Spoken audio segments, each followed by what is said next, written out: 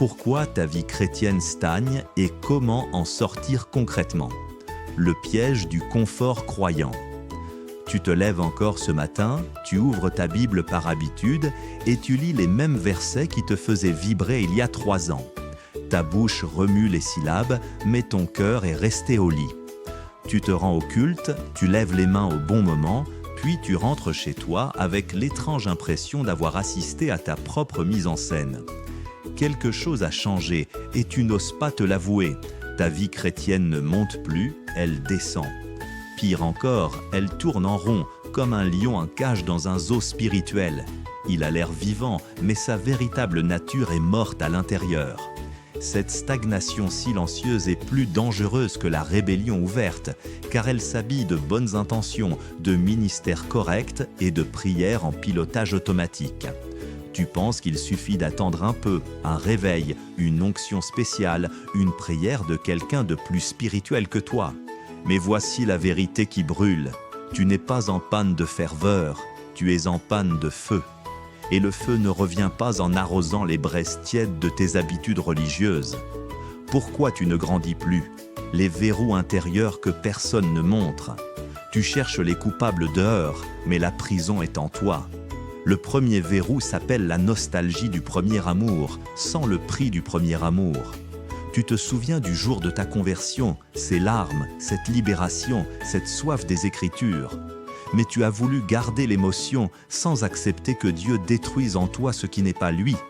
Alors tu as préservé le souvenir, et en conservant le souvenir, tu as embaumé ta vie spirituelle. Un mort bien habillé reste un mort. L'apôtre Paul disait « Oubliant ce qui est en arrière, je vais de l'avant ». Toi, tu vis dans le rétroviseur de ta première expérience. Et tu ne vois pas que le chemin monte, et que pour monter, il faut laisser tomber les bagages inutiles. L'orgueil d'avoir déjà réussi ta conversion, la peur de perdre ton image de bon chrétien, le confort d'une foi qui ne te coûte plus rien. Le deuxième verrou, plus vicieux encore, est ta prière sans attente. Regarde-toi prier, je t'en supplie. Tu récites des listes comme un employé de bureau passe des appels. Tu remercies Dieu d'avance parce qu'on t'a dit que c'était la foi, mais au fond, tu ne t'attends plus à rien. Le miracle, ce serait bien, mais tu as appris à vivre sans.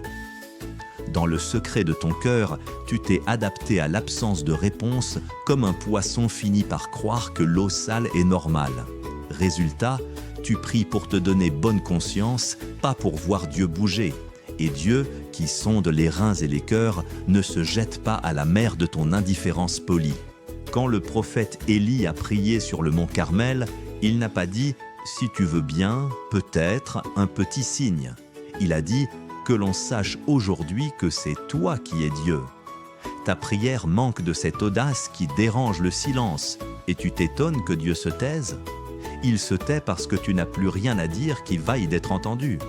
Le troisième verrou, c'est ta lecture de la Bible qui analyse sans obéir. Tu décortiques les textes, tu compares les versions, tu soulignes en 3 couleurs, mais tu ne fais pas ce que cela dit. Quand Jésus a dit « aimez vos ennemis », tu as applaudi la beauté de la phrase, mais tu n'as pas appelé cette personne qui t'a blessé. Quand Paul écrit « réjouissez-vous toujours », tu as noté le verset dans ton carnet, mais ta journée est grise comme une tombe. Tu es devenu un spécialiste du menu sans jamais manger le plat. La connaissance sans obéissance épaissit ton orgueil spirituel, et l'orgueil est le frigo où la foi se conserve. Congelée, elle ne cuit rien, ne brûle rien, ne touche personne. Le quatrième verrou, le plus subtil et le plus universel, est la communauté sans confrontation. Tu es entouré de frères et sœurs qui te disent « ça va, paix, gloire à Dieu » parce que personne n'ose poser la vraie question. Personne ne te dit « frère, ta femme a les cernes creuses parce que tu la négliges ». Personne ne te dit « sœur, ton rire force et tes larmes sont à 2 doigts de la surface ». Votre groupe de maison ressemble à une réunion d'actionnaires satisfaits, pas à un chantier où on se déchire la tunique pour se reconstruire. Et toi, tu n'as plus personne qui te perce le cœur de vérité. Alors tu glisses, lentement, parce que la pente est douce quand on descend en groupe et que tout le monde applaudit le pas de chacun. Le miroir brisé. Arrête-toi une seconde, respire. Ce que tu viens de lire, est-ce que cela sonne faux ou est-ce que cela sonne juste? Si cela sonne juste, tu viens de rencontrer le Saint-Esprit qui t'appelle par ton nom. Saisis ce moment comme un homme qui se noie saisit la corde. Car voici maintenant le chemin qui remonte, et il est étroit, escarpé, mais il mène à l'air pur du sommet. Comment en sortir concrètement? Les 5 clés qui déverrouillent la cage. Première clé, repars de la repentance sévère, pas de la résolution molle. Tu as essayé les bonnes résolutions. À partir de lundi, je prierai 1 heure. Lundi est venu, puis mardi, et tu as oublié. Pourquoi? Parce que la volonté humaine ne peut pas remplacer la douleur sacrée de la repentance. La repentance, ce n'est pas regretter, ni promettre mieux. C'est retourner ta barque dans l'autre sens, au milieu du courant, avec la rage de ne plus avancer vers la même mort. Prends un morceau de papier maintenant, oui, maintenant, n'attends pas la fin du chapitre, et écris 3 domaines précis où tu as voulu ta volonté, pas celle de Dieu. Parle à haute voix. Seigneur, j'ai péché dans ceci, ceci et ceci. Déshabille ton cœur devant lui. La repentance profonde produit une douleur qui n'est pas la honte, mais le feu qui purifie. Et quand tu te relèves, tu ne te relèves pas en marchant doucement, tu bondis comme un cerf hors du piège. Et c'est ce soir, pas demain. Ce soir, avant de dormir, mets-toi à genoux et nomme tes péchés. Ceux que tu caches, ceux que tu justifies. Tu verras à quel point l'air devient respirable. Deuxième clé, remplace la prière de liste par la prière de combat. La prière de liste, tu connais. Bénis mon mari, ma femme, mes enfants, mon travail, la sœur Michel qui a mal au dos, Amen. Dieu n'a pas besoin de ta liste, il connaît les besoins avant que tu les exprimes. Ce dont tu as besoin, c'est de prier comme si ta maison brûlait. Fixe-toi chaque jour 15 minutes, pas plus au début pour ne pas te décourager, mais 15 minutes où tu ne parles à Dieu de rien d'autre que de sa gloire et de ton abandon. Les 15 premières minutes de ta journée, pose ton téléphone, éteins la lumière et dis « Seigneur, je ne te demande rien pour moi, montre-moi ta gloire ». Et alors, un silence terrible va s'installer. Reste, ne fuis pas. Dans ce silence, Dieu parle. Pas toujours en mots, mais en paix, en direction, en certitude. Cette prière-là change tout, car elle ne cherche pas la main de Dieu, mais son visage. Et quand tu as vu son visage, le reste te devient secondaire, et tu reçois pourtant tout. Fais l'expérience pendant 7 jours. Au 8e jour, tu ne pourras plus t'en passer parce que tu auras goûté ce que vaut vraiment un Dieu qui répond par sa présence. Troisième clé. Passe de la Bible lue à la Bible obéie en 24 heures. Voici un défi concret qui va te secouer. Chaque matin, lis un seul texte court, un psaume, 10 versets dans l'Évangile. Mais ne passe pas à autre chose avant d'avoir répondu à la question « Que dois-je faire aujourd'hui à cause de ce que j'ai lu ?» Pas demain, pas dans l'esprit, pas méditer la parole. Agir. Si Jésus dit « Si tu présentes ton offrande et que tu te souviens que ton frère a quelque chose contre toi, va d'abord te réconcilier », tu ne lis pas plus loin tant que tu n'as pas appelé cette personne ou envoyé ce message. Si Paul écrit « Que toute amertume soit ôtée », tu identifies la personne qui a déposé de l'amertume dans ton cœur et tu la pardonnes par un acte écrit si nécessaire. Agir sous la parole, c'est le secret des hommes et des femmes qui ont mangé le livre et l'ont digéré. Et quand tu obéis vite, Dieu répond vite. L'obéissance immédiate déchire le voile de la stagnation comme un éclair traverse la nuit. À partir de demain matin, choisis un verset et applique-le avant midi. Tu auras bougé et tu verras que Dieu bougera avec toi. Quatrième clé, trouve un lanceur de pierres, un vrai frère ou une vraie sœur qui t'aime assez pour te blesser. Tu as besoin d'une âme qui ne te flatte pas. Un ami selon Proverbe 27.6, les blessures d'un ami sont fidèles. Cherche quelqu'un qui a autorité spirituelle, une vie de prière réelle et va le voir. Dis-lui, je ne veux pas que tu me dises ce que je veux entendre. Je veux que tu me dises ce que Dieu te montre, même si ça me fend le cœur. Et accepte d'avance ses paroles comme du scalpel. Puis tu t'engages à lui rendre des comptes chaque semaine sur 3 choses précises. ton temps de prière, une obéissance accomplie, ton combat contre un péché nommé. La Bible dit que les outils de fer s'aiguisent par le fer. Si tu restes seul, tu seras émoussé, lisse, inoffensif. Si tu oses cette vulnérabilité sacrée, tu vas aiguiser ton âme sur la meule rude de l'amour vrai.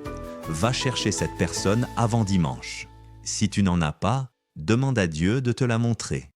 Il le fera, parce qu'il ne peut pas soutenir une foi qui se veut isolée. Le loup rôde autour du troupeau, mais aussi autour de la brebis solitaire. Cinquième clé, la plus décisive, bouge là où Dieu a déjà parlé. Tu attends un ordre neuf? Regarde celui que tu as laissé en plan. Dieu t'a déjà dit de servir ce frère, de pardonner cette mère, de donner ce temps, de partager ton témoignage à ce collègue. Et tu as dit oui sans le faire. Un oui sans action est un non déguisé. Tant que tu n'auras pas obéi à la dernière chose que Dieu t'a dite, la prochaine ne viendra pas. C'est la loi du royaume. Celui qui est fidèle en peu reçoit beaucoup. Retourne à ce que tu sais être la volonté de Dieu non accomplie et accomplis-la cette semaine. Ce petit acte d'obéissance, aussi banal soit-il, écrire une lettre de réconciliation, commencer une étude biblique avec ton voisin, te lever plus tôt pour prier, va créer une brèche par laquelle l'Esprit de Dieu va s'engouffrer avec toute sa puissance. C'est comme dans la mer morte. L'eau y stagne parce qu'elle n'a pas d'issue. Donne une issue à ta foi, un canal par lequel elle puisse couler vers les autres, et elle redeviendra vivante. L'étincelle qui devient incendie. Tu as toutes les clés. Mais sais-tu ce qui les rend efficaces? Ce n'est pas de les lire, c'est de les poser sur la serrure de ta journée. La différence entre un chrétien qui stagne et un chrétien qui se réveille n'est pas une dose d'onction, c'est une décision exécutée. Dans les 5 minutes qui suivent la fin de ce texte, tu vas prendre une décision. Refermer ce message et retourner à ton confort tiède, ou te lever, prendre ton calendrier et bloquer les 15 premières minutes de demain matin pour la prière de combat. Le réveil spirituel ne vient pas par hasard, il vient par une volonté qui se met à genoux puis se lève pour agir. Maintenir le feu, ce qui t'empêchera de retomber. Parce que je te connais, tu vas être excité 3 jours, puis l'ancienne inertie va frapper à ta porte. Alors voici 3 garde-fous. Premier garde-fou, la confession quotidienne des petites morts. Chaque soir, avant de dormir, passe en revue les moments où tu as choisi ta chair plutôt que l'esprit. Ne les cache pas, nomme-les à Dieu, puis à ton frère de confiance 1 fois par semaine. La lumière tue les larves de l'indifférence. Si tu enfouis tes fautes, elles pourrissent et empestent toute ta vie intérieure. Deuxième garde-fou, le jeûne régulier, même court. Un repas sauté par semaine, offert à Dieu, brise la dictature des besoins. Le jeûne te rappelle que l'homme ne vit pas seulement de pain, mais de toute parole qui sort de la bouche de Dieu. Un jeûne de 24 heures, un mercredi par mois, remet ton corps à sa place, serviteur, pas maître. Troisième garde-fou, une vision écrite de qui tu veux être dans un an. Prends une feuille. Décris le chrétien que tu seras à cette date. Son temps de prière, ses actes d'obéissance, ses relations restaurées, son témoignage. Lis cette feuille chaque matin. La vision donne la constance, car elle transforme l'effort d'aujourd'hui en marche vers une victoire future. En conclusion, la corde brûlée ou comment sortir définitivement. Je termine par une image qui te hantera si tu la laisses faire son œuvre. Imagine un homme suspendu au-dessus d'un gouffre, tenant une corde qui se consume lentement. Il a 2 options. Se balancer doucement en regardant les flammes qui montent, ou se balancer de toutes ses forces pour attraper la paroi opposée. Ta stagnation chrétienne, c'est cette corde qui se consume.